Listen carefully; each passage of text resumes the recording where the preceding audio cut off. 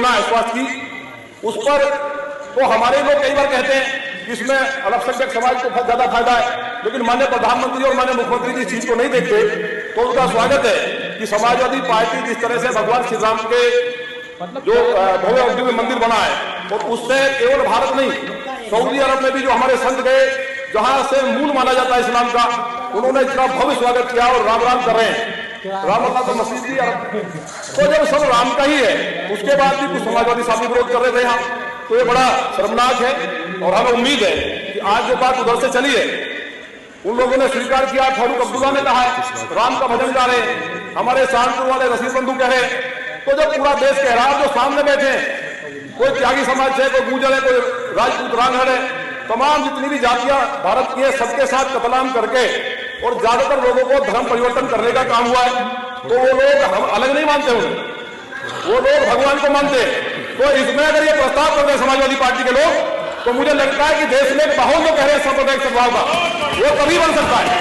इसके निर्णय आना ही है, निर्णय आएगा ही, कोर्ट का कभी खर्चा होता है, और सब राम को मानने वाले ही है, कोई राम सालक नहीं है। मेरे यहाँ 84 में महाराणा प्रताप की मूर्ति लगी हुई है। अब वो तो वो जाने जी, लेकिन 84 में महाराणा प्रताप की मूर्ति देहरा गांव टोटल मुसलमानों का है।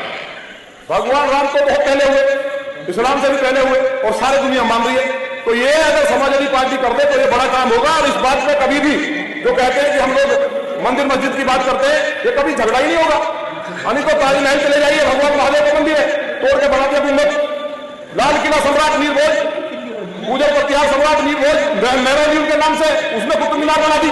ऐसे ही तमाम जगह। तो विवाद की जड़ को जिस तरह सरदार पटेल जी ने सोमनाथ जी में समाप्त किया था, मुझे उम्मीद है और मैं बधाई देता हूं समाजवादी पार्टी के साथियों को कि आप लोग श्री कृष्ण जन्मभूमि के लिए प्रस्ताव लेकर के आएंगे, क्योंकि वो यदुकुल शिरोमणि थे। और जहां तक बात गायों के ऊपर कई बार सवाल उठाया जाता है कि गाय कटने की बात, पूरे पश्चिम की हालत आपने देखी होगी। गायों को कटवाया जाता था तो गाय मिलती कहां से? आज गाय बची है, जिसके कारण किसानों की आमदनी, आप इसको देख लीजिए, बारिश टाइम से हो रही है, किसान को पानी देना नहीं पड़ रहा है, 3 गुनी हुई है।